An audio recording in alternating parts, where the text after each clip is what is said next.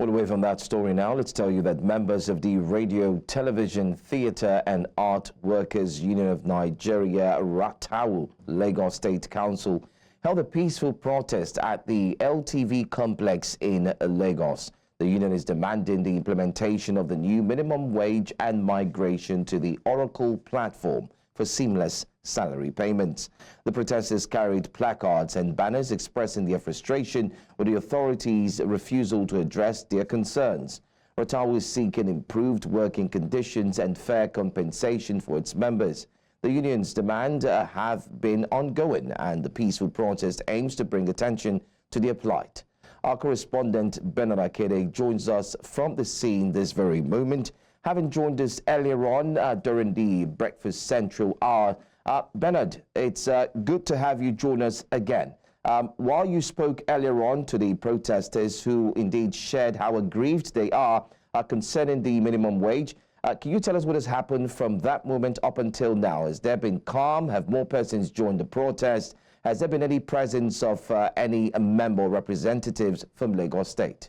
I'll try to keep my voice down a bit because the NUJ chairman, Lagos State chapter, is currently addressing the crowd. From the last time I spoke to now, there has been a procession from the entrance of the premises all the way down to Eko FM and then down to radio, now down to Traffic Radio. For those who are familiar with these premises, you know that it holds the TV station, Lagos State Television.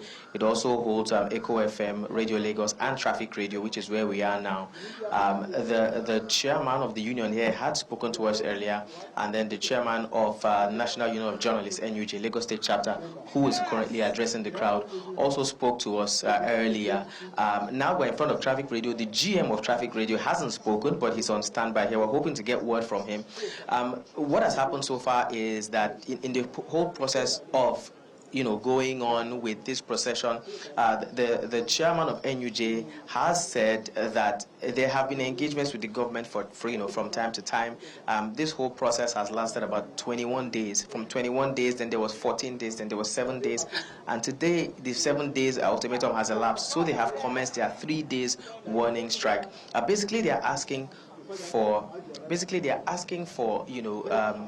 for their workers to be placed on the Oracle platform, which makes payments of salaries, payments of benefits seamless and easy for them, makes them feel like they are full staff of the government. Also, they are asking for an implementation of the new minimum wage for Lagos State radio and TV workers. They still haven't felt the impact of that new minimum wage.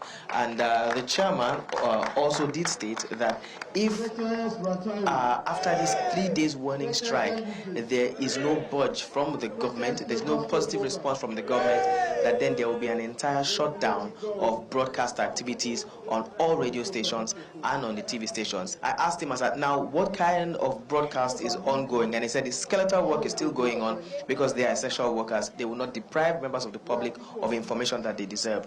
But should those 3 days of warning strike elapse and they get no positive response, then it will be complete darkness from all the broadcast houses that occupy this particular premises. Okay.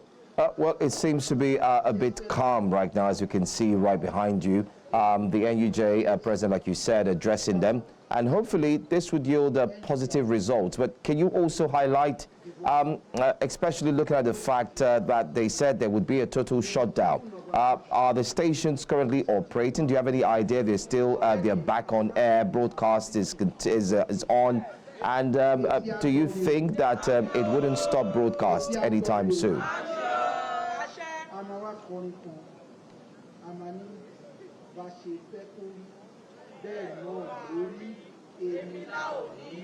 Well, yes. So I asked that question twice, and I was told that broadcast is still on skeletal broadcast, as I was told. So it's possible that the actual that proper programming may not exactly be what you will get right now if you tune to the stations, LTV, Radio Lagos, Eko FM, and Traffic Radio. It could be that some of their major programs will be running, but then not everything that you will get on a regular working day is what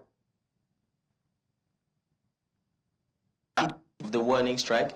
If they do not get a positive response from the government or from members of the government, then they possibly will shut down activities.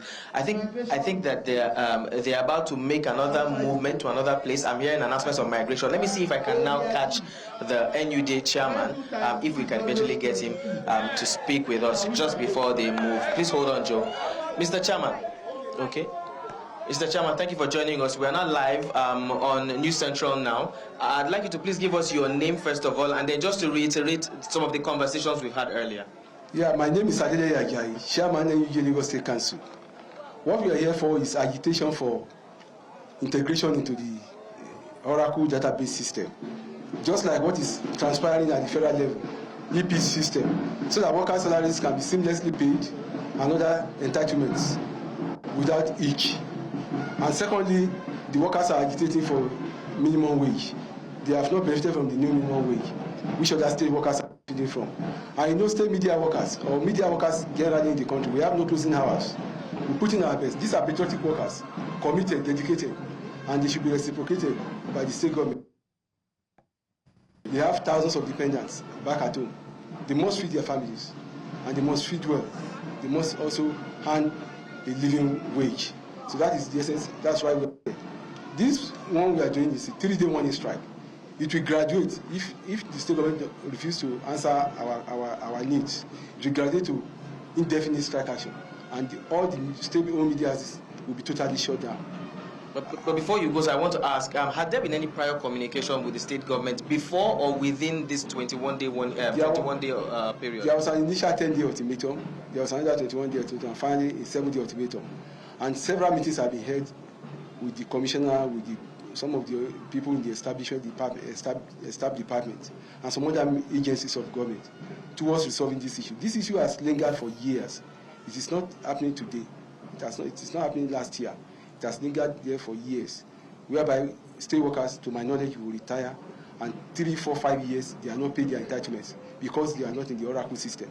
I don't pray that such a calamity will befall those who are present in the service. I've intervened 1 or 2 times when people were saying that because they were not on Oracle, it took them 3, 5 years, 4 years to get their entitlements from the state government, which is too long. In the federal civil service, it takes a maximum of 1.5 year. Why should it be 3, 4, 5 years at the state level? And then finally, sir, I want to quickly ask, we do not pray that it gets that far, but after the 3-day warning strike, we still do not get a positive response from the government or from the authorities. What's the way forward? Well, we are praying for a positive response. All right.